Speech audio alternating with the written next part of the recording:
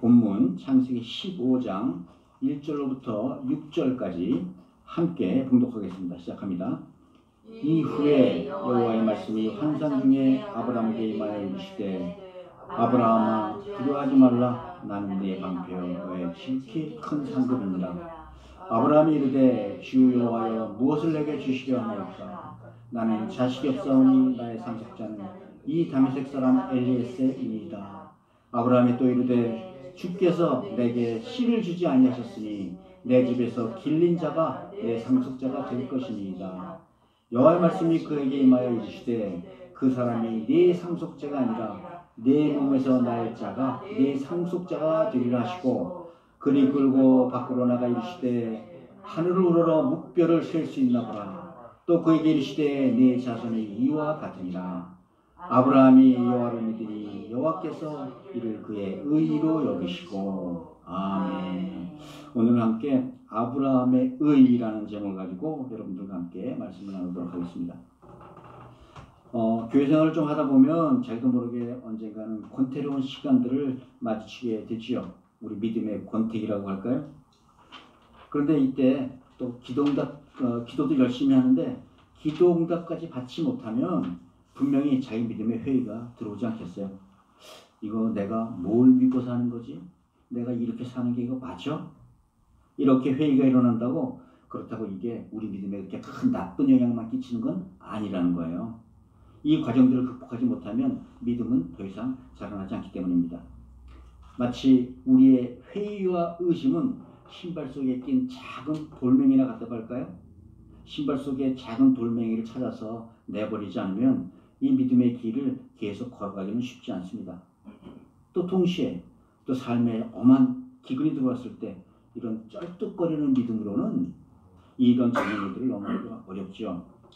믿음의 걸림돌을 찾아버리고 정말 큰 기근을 만나도 믿음으로 가볍게 넘어가는 여러분들 되시기를 주 이름으로 축복드립니다. 아멘.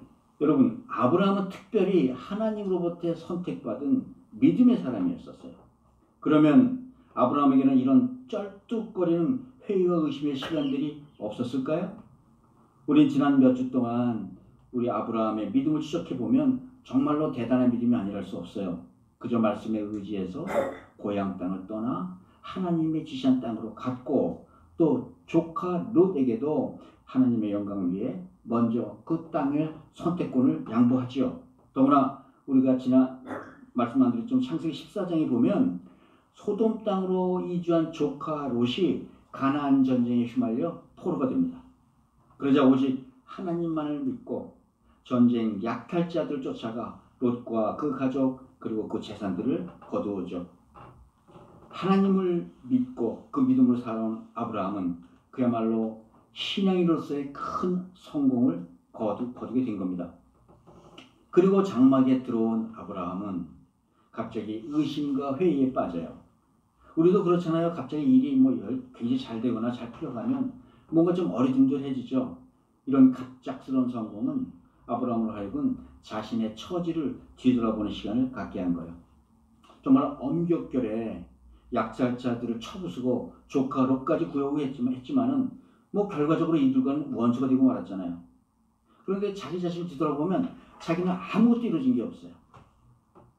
장막 안에 머무르면서 이런저런 생각에 휩싸입니다. 정말 75살이 돼서 하나님의 말씀에 따라 이 땅에 온 지가 벌써 10년이 지나갔어요. 너로 큰 민족을 이루고 내 이름을 창대케 하리라. 그 약속 하나를 붙들고 여기 가나안 땅 헤브론에서 견뎌냈는데 뒤돌아보면 참 허전해요. 큰 민족은 고사하고 지금쯤 자식이라도 하나 있어야지 그 애를 믿고 나라를 세우든지 그 애를 믿고 군사를 키우든지 전쟁이 나도 어떻게 견뎌볼 거 아닙니까? 이런저런 생각에 빠지죠. 이거 하나님 약속 하나만 붙들고 이렇게 사는 거 맞아? 나도 내 미래를 위해서 뭔가 대비해야 되는 거 아니야? 우리 믿음의 조상 아브라함에게도 이런 회의와 의심의 시간이 찾아온 거예요. 오늘의 본문은 이렇게 회의하고 있는 아브라함에게 하나님께서 환상 중에 찾아오셔서 위로하시는 장면으로부터 시작합니다. 하나님은 언제나 회의와 의심으로 낙심하는 우리를 찾아오셔서 우리를 위로해 주시는 분이심을 믿으시기 바랍니다. 아멘. 지난주에는 우리 삶의 여러 선택들 앞에서 믿음의 눈으로 바라보고 선택하라는 말씀을 나눴어요. 오늘은 이런 믿음의 회의 앞에서 이 믿음의 회복을 위해서는 하늘의 뭇별들을 바라보라라는 말씀을 함께 여러분들과 나누도록 하겠습니다. 첫째, 이 장막 안에 들어와 있는 아브라함의 믿음은 결국 회의할 수밖에 없는 믿음이라는 거예요. 이 믿음이 육체에 갇혔다는 거죠. 아브라함의 답답한 마음은 자신의 명성이 세상에 퍼지면서부터 시작돼요. 그러던 어느 날 장막이 작았을 때 하나님께서 환상 중에 다시 나타나서 말씀하시죠. 우리 1절 함께 읽어볼까요? 이후에 여호와의 말씀이 환상 중에 아브라함에게 임하여 이르시되 아브라함아 두려워하지 말라 나는 네 방패요 지극히 큰 상급이니라. 아멘. 여기서 말하는 이 후란 말은 롯을 구하고 나와서 아마 이 지역의 명사로 세상에 주목받기 시작한 그 이유를 말하는 거죠.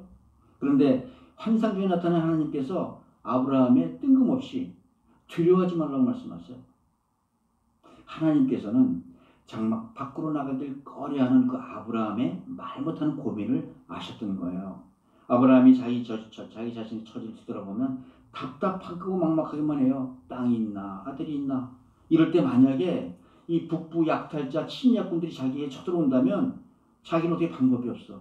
겁이 덜렁 난 거죠. 사실 아브라함이 그들을 전쟁에서 이길 수 있었던 것은 기습으로 이길 수 있었지만 사실 이 전쟁은 단순히 일어난 단순한 전쟁이 아니었어요.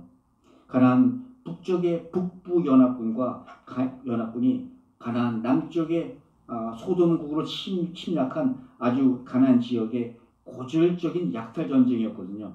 소돔왕을 중심으로 남부 연합군도 침략군과 맞서 싸웠지만 결국은 북부 연합군의 승리로 끝나고 말았어요. 그런 약탈자 군대를 아브라함이 개인적으로 자신의 사병 318명만 데리고 무찔렀다는 건 이건 사람이 한 일이 아니라는 거죠. 오직 하나님의 은혜가 아니면 나타날 수 없는 일이라는 거죠.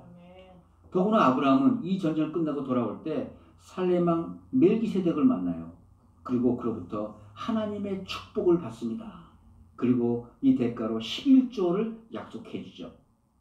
또 침략을 당했던 남부연합군의 그 소돔 왕도 그 약탈품을 전쟁 전리품을 그에게 선물로 다 주지만 그는 의롭지 않은 선물을 받지 않는다 해서 그 선물까지 거절합니다. 그런데 한 번은 하나님이 도우셔서 엄격결에 자기가 승리를 했지만 만약에 이들이 다시 반격해 온다면 자기는 당일 재주가 없어요. 그래서 자기 장막 안에서 이 두려움에 휩싸여 있을 때 하나님께서 나타나신 겁니다. 나는 네 방패요 상급이니라. 아멘. 이 속으로 두려워하는 아브라함에게 하나님이 나타나셔서 내가 네 방패가 될 거야 안심시켜 주시는 거예요. 그런데요, 아브라함의 믿음의 위대함은 바로 여기 있다는 거예요. 하나님께서 내가 네 방패야 라고 말씀하실 때 이 방패라는 단어를 통해서 아브라함은 즉시 알아들었어요. 하나님은 내가 기도를 드린 적도 없는데 지금 내가 뭘 두려워하고 있는지 아시는구나. 북부 연합군이 복수하러 온다고 해도 방패 대신 하나님께서 나를 지켜주실 거라는 사실을 믿었던 거죠. 우리도 살아가면서 하나님의 도우심으로 큰 고비를 넘길 때가 있어요. 그런데 그 후에도 또 비슷한 어려움을 당하면 이번에도 하나님이 도와주실까? 그런 의문이 생기잖아요. 그래서 또다시 불안해하고 그러는 게 우리 인생이죠. 이는 하나님을 온전히 의지하지 못한다는 증거이기도 합니다. 그런데 아브라함은 하나님께서 다시 싸워도 분명히 이기게 하실 것임을 온전히 믿었던 거예요. 하나님은 한 번 쓰고 마신 분이 아니죠. 언제나 나의 방패가 되시는 분임을 믿으시기 바랍니다. 또 하나님은 자신을 향하여 아브라함에게 너의 지극히 큰 상급이라고 말씀하세요. 그런데 아브라함은 이 말씀에는 동의를 못했던 것 같아요. 분명히 내가 너로 큰 민족을 이루고 내 이름을 창대하리라 하셨는데 아직 가진 게 아무것도 없잖아요. 재산이 많아지고 유명해지면 뭐합니까? 가나안에서 아무리 강자가 됐어도 사방이 적이고 자기에게는 자식도 하나 없고 정착할 땅도 없어요. 생각하면 생각할수록 자신의 처지가 처량해지고 초라해지게 느꼈죠. 무엇보다도 아브라함은 말로만 하시는 이 상급보다는 약속의 증거인 하나님의 선물을 보고 싶었던 겁니다. 우리도 역시 하나님 배울 때 하나님보다 하나님 손에 들린 그 선물에 눈이 먼저 가잖아요. 그런데 하나님의 손에 들린 것을 구하는 그 신앙, 그것을 우리는 구복신앙이라고 말합니다. 그 손에 들린 것 받아봐야 얼마 못 가서 또다시 목이 마르다는 거예요. 그렇죠. 그걸 받아도 더 큰 걸 원하고 또 기적을 보아도 더 큰 기적을 요구하게 돼 있다는 거죠. 우리는 하나님보다 하나님 손에 들린 선물을 기다리지만 하나님은 자신이 믿는 자의 상급이라고 말씀하시는 겁니다. 하나님께서 우리 믿는 자들에게 원하시는 신앙은 우리가 하나님의 얼굴을 찾는 신앙, 하나님의 얼굴을 바라보는 그 신앙을 원하신다는 거예요. 하나님의 가장 큰 상급은 하나님 자신을 우리에게 상급으로 주시겠다는 것임을 믿으시기 바랍니다. 근데 아브라함은 지금 하나님께서 내 얼굴을 바라보라 고 말씀하시는데도 하나님의 손만 바라보면서 묻고 있는 거예요. 이 본문 2, 3절 함께 읽어볼까요? 아브라함이 이르되 주 여호와여 무엇을 내게 주시려 하시나이까? 나는 자식이 없사오니 나의 상속자는 이 다메섹 사람 엘리에셀입니다. 아브라함이 또 이르되 주께서 내게 씨를 주지 않으셨으니 내 집에서 길린 자가 내 상속자가 될 것입니다. 예, 이 아브라함의 속마음을 해석하면요, 하나님께서는 내 자손이 바닷가의 모래처럼 하늘별같이 많은 자식들 약속하셨는데, 근데 지금 현실은 어때요? 정말 하나님 말씀 하나 믿고 10년씩이나 기다렸는데 아직도 내게는 자식 하나, 아들 하나 없지 않습니까? 더구나 저랑 사례를 보세요. 자꾸 늙어가잖아요. 이제는 아이를 갖기도 힘들게 됐어요. 그래서 저도 만약을 대비해서 혹시나 하나님이 저를 잊어버리실까봐 종 엘리에셀을 양자로 삼을 겁니다. 그저 하나님 약속만 바라보고 있을 수는 없잖아요. 아브라함은 지금 그 속으로 이런 볼멘 소리를 하고 하나님 앞에 늘어놓고 있는 거예요. 그런데 여러분, 이런 아브라함의 모습에서 오늘 우리의 모습 보는 것 같지는 않으세요? 하나님께서 우리에게 그 큰 많은 은혜와 복을 주셨는데 우리는 부족한 것 한두 가지 때문에 늘 불평을 하죠. 다 좋은데 건강이 별로 안 좋습니다. 다 좋은데 요새 직장 가기가 참 불안합니다. 정말 오랫동안 영주권 가지고 기도했는데요, 아무 응답 받지 못했어요. 이젠 마음이 너무너무 조급해집니다. 기도를 하는데도 문제가 해결되지 않으면 때로 의심이 생기기도 하고 포기하고 싶어지기도 한다는 거예요. 그래, 우리 인간의 생각이 우리 인간의 육체에 갇히면 믿음도 그 육체의 한계를 벗어나지 못한다는 겁니다. 즉 인간의 혼이 인간의 육에 갇히면 사람의 영도 그 혼의 경계를 벗어나지 못한다는 거예요. 오늘 아브라함이 장막 안에서 이런저런 생각이 갇혔을 때 그 믿음까지 장막 안에 갇혀 이 장막 밖으로 벗어나지 못했던 겁니다. 자기가 하나님의 약속 믿고 10년 기도를 했는데도 하나님이 아들 안 주셨기 때문에 이젠 자기도 기다릴 만큼 충분히 기다렸으니까 그 대비책으로 종 엘리에셀을 양자로 삼겠다는 거예요. 우리가 우리 마음으로 무언가를 기도할 때 우리는 하나님에 대해서 이미 선을 긋습니다. 이거는 하나님이 하실 만한 일이니까 하실 거고 이건 하나님이 하시지 못할 거야. 아마 그렇게 될 거야. 그리고 내가 내 필요에 따라 결정한 그 결정의 책임까지도 하나님이 그냥 넘겨버리고 말아요. 그리고 우리는 아무도 우리의 이런 아브라함의 생각을 정죄할 수는 없을 겁니다. 우리가 늘 그러고 살아왔으니까.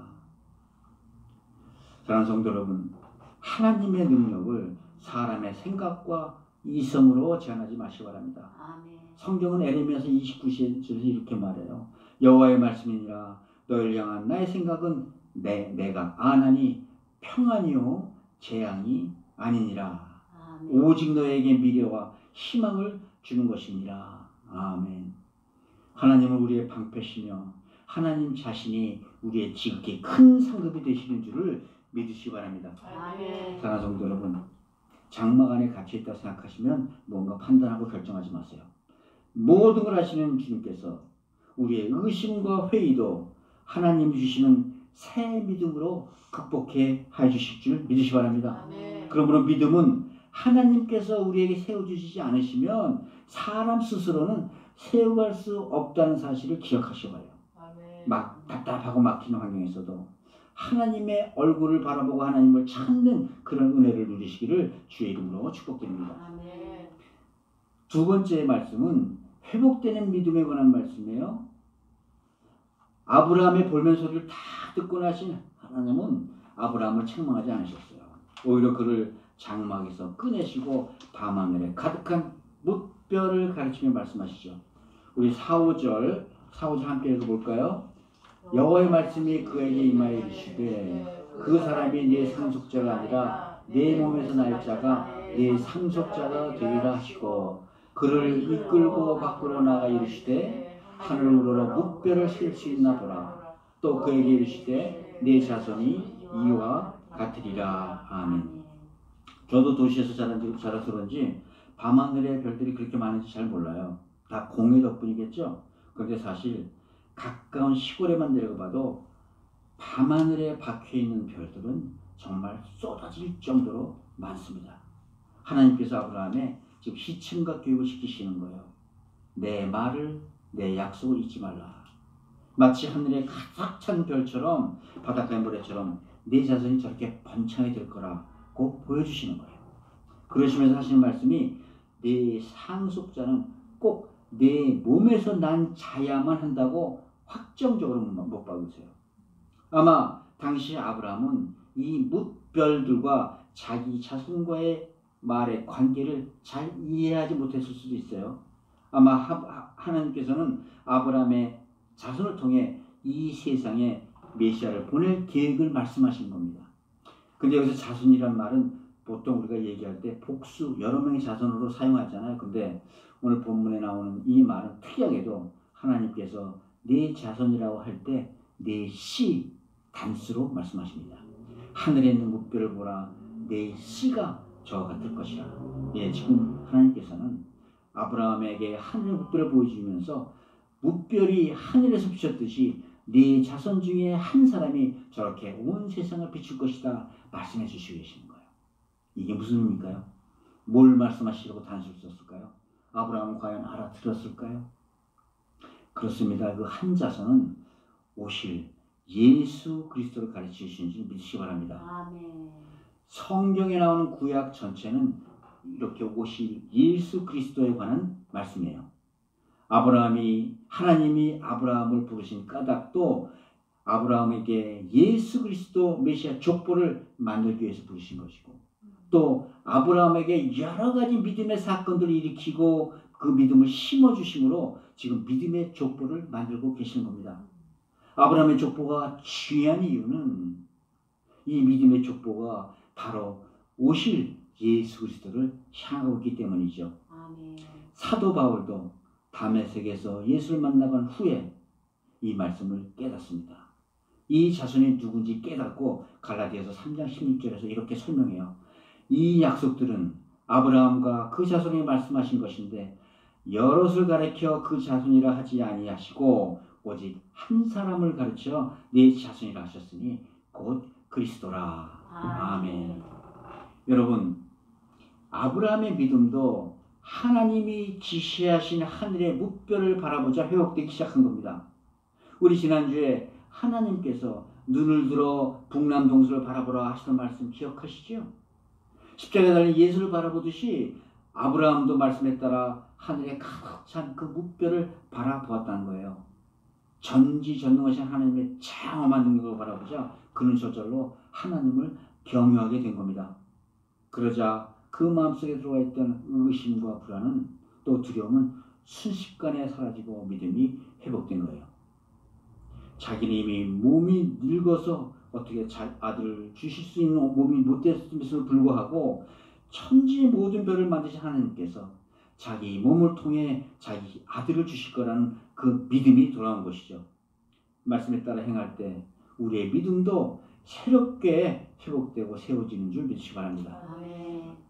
오늘도 우리 중에 힘든 일로 지치고 힘들어하는 분들 계십니까? 오늘도 오랫동안 기도 문제가 해결되지 않아 믿음에 흔들리고 계시는 분들이 계십니까? 그래서 마음이 조급해지고 불안해지고 두려워지는 성도들이 계십니까?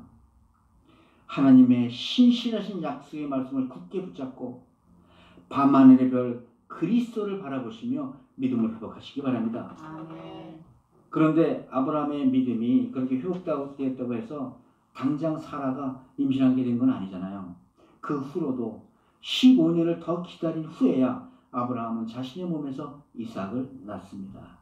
만약 아브라함이 밤하늘의 별을 바라보지 않았더라면 그 믿음 생활은 훨씬 더 어려웠을 겁니다.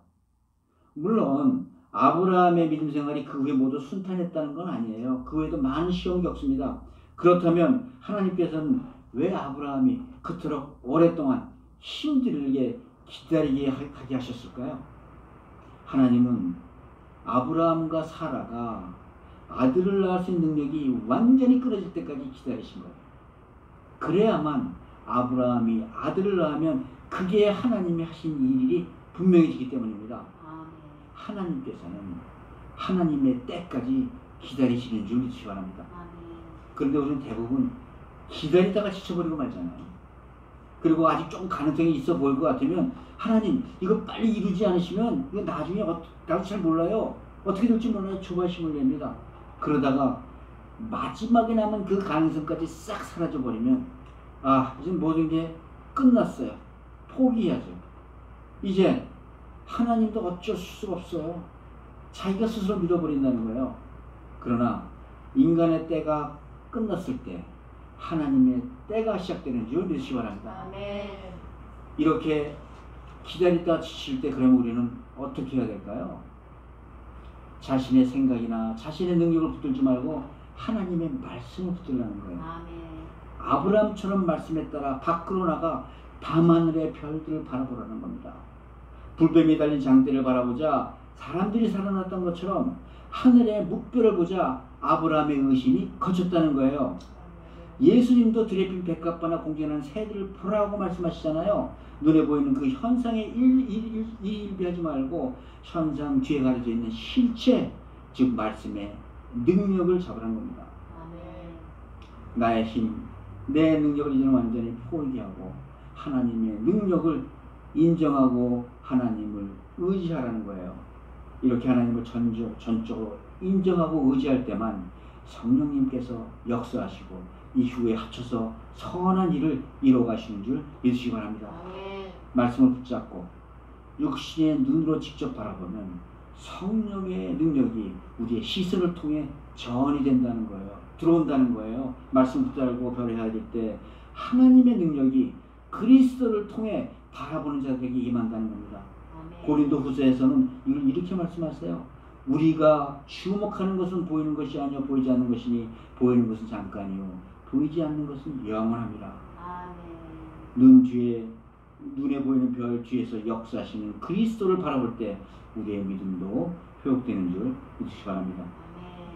사랑하는 성도 여러분, 믿음이란 이렇게 시간을 뛰어넘어 이 시간을 초월한 세계로 들어가는 겁니다. 말씀에 순종하여 육신으로 따를 때 사람의 이성으로는 헤아릴 수 없는 믿음의 세계로 들어가는 거예요.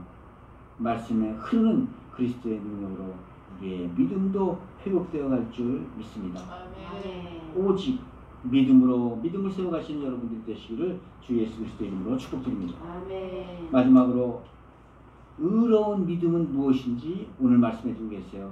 의로운 믿음이란 예수 그리스도를 믿는 믿음을 의로운 믿음이라 말씀하시는 거예요. 아멘. 우리 6절 말씀 함께 읽을까요? 아브라함이 여호와를 믿으니 여호와께서 이를 그의 의로 여기시고 아멘. 아멘. 여기서 믿음이라는 히브리어 원어가 아만입니다. 근데 여기서 나온 단어가 아멘이에요. 그래서 우리가 매일 쓰다시피 하는 이 아멘이라는 뜻은 흔들리지 않고 믿는다, 아버지 말씀에 확실히 동의한다, 그런 뜻이. 오늘 본문을 통해 하나님께서는 힘이 빠져나가는 아브라함을 위로하시고 설득하셨어요. 그랬더니 아브라함이 어떻게 됐다고요? 아브라함이 하나님의 말씀을 믿었다는 거예요. 하나님께서 아브라함을 설득하시자 그는 하나님을 자기의 방패요 자기의 상급으로 믿었다는 겁니다. 아브라함을 괴롭히던 하나님의 약속에 관한 모든 의심과 회의가 마음에서 모두 사라졌음을 말하는 거죠. 그래서 하나님께서는 이런 아브라함의 믿음을 아브라함의 의로 여겨주셨다 믿고 있습니다. 오늘 본문 6절 아브라함이 여호와를 믿으니 여호와께서 그의 의로 여기셨다. 이 말씀은요 성경 전체를 통해서 내려가는 굉장히 중요한 말씀입니다. 우리는 보통 의라고 생각할 때 남들보다 더 도덕적이고 어떤 범죄자를 보면서 우리가 의롭다고 여기죠. 그러나 하나님이 보시기에 인간의 의는 도토리 키재기라는 거예요. 우리 인간은 모두 죄인이지 않습니까? 죄인된 인간의 의는 상황에 따라서 변화무쌍한 모두 누더기 같은 의라는 거예요. 성경이 말하는 의는 하나님을 인정하고 그 말씀을 온전히 받아들이는 마음의 자세를 말하는 줄 믿으시기 바랍니다. 하나님의 말씀을 온전히 믿어 받아들이는 의로운 우리 모두가 되시기를 주님의 이름으로 축복드립니다.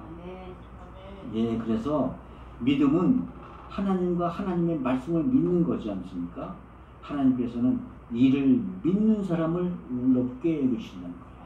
그래서 로마서 4장 3절에 보면요.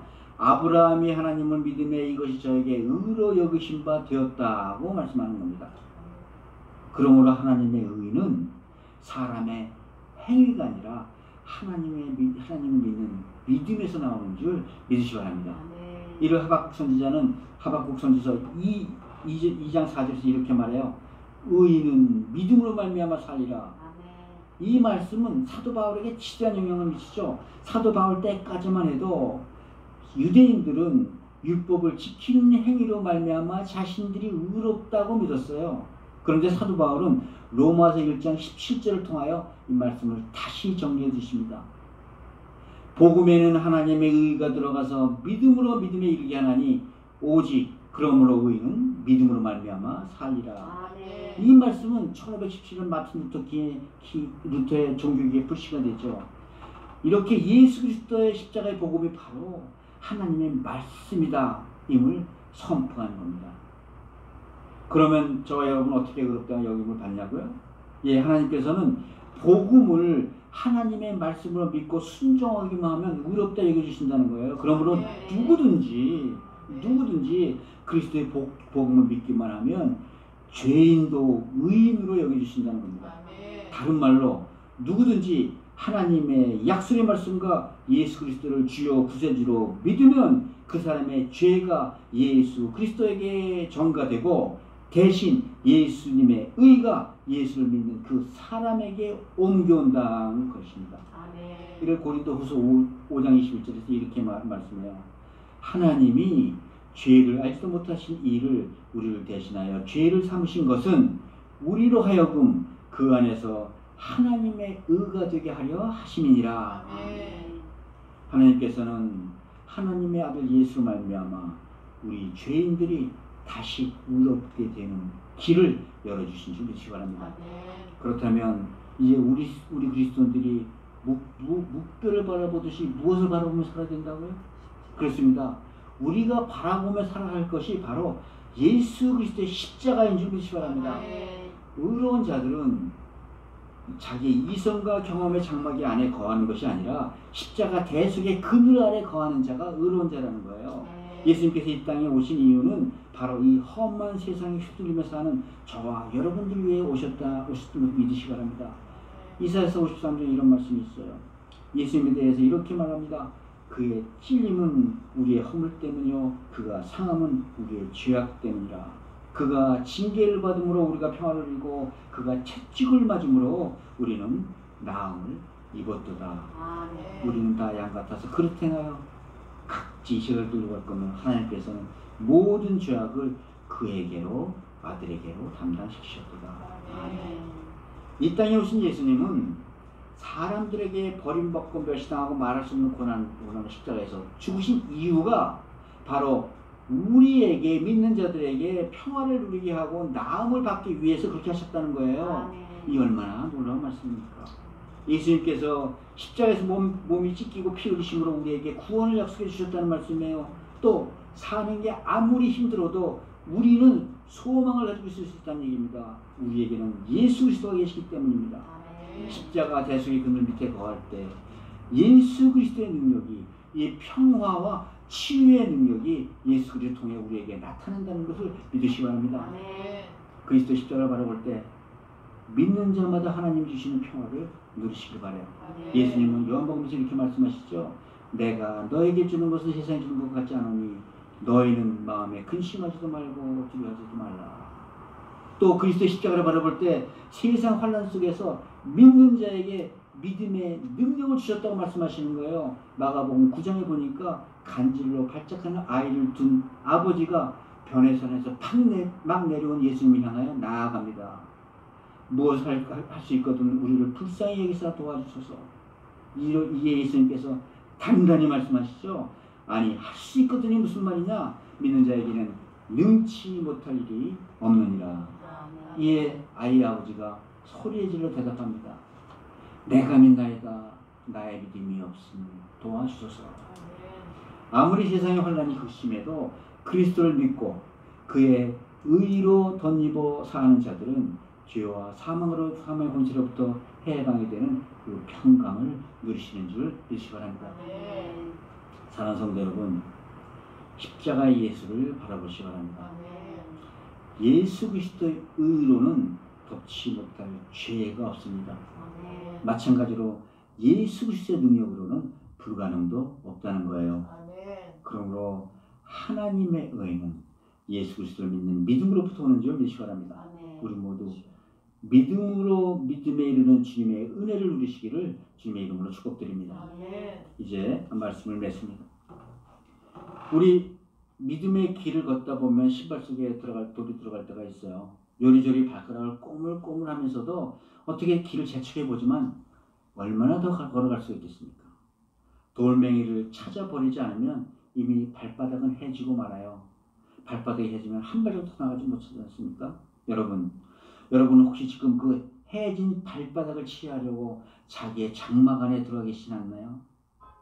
그렇다면 편하다고 그 장막 안에 웅크리고 있지 마시라는 거예요. 우리 눈에 보이는 세상의 지식과 감정과 의지만 존재하는 그 장막은 우리의 눈을 가리고 있기 때문입니다. 장막 밖으로 나오시기 바랍니다. 장막 밖에서 하나님이 지시하신 그 밤하늘의 무별들을 바라보시기 바랍니다.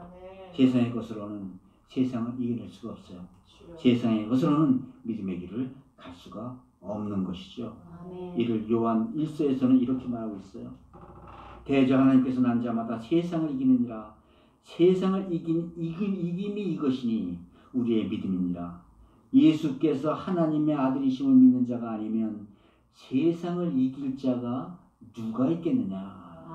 오직 하나님의 의만이 세상을 이길 수 있다는 사실을 기억하시기 바랍니다. 사랑하는 성도 여러분, 장막 안에는 하나님이 계시지 않습니다. 하나님을 바라보시는 밤하늘의 묵별들을 바라보시기 바랍니다. 그 찬란한 별빛을 통해서 예수 그리스도의 은혜가 또 예수 그리스도의 능력이 우리에게 임할 줄 믿습니다. 우리 모두 예수 그리스도를 바라보므로 회의와 의심을 떨쳐내고 믿음의 능력으로 살아가는 복된 성도들이 다 되시기를 우리 주 예수 그리스도 이름으로 축복드립니다.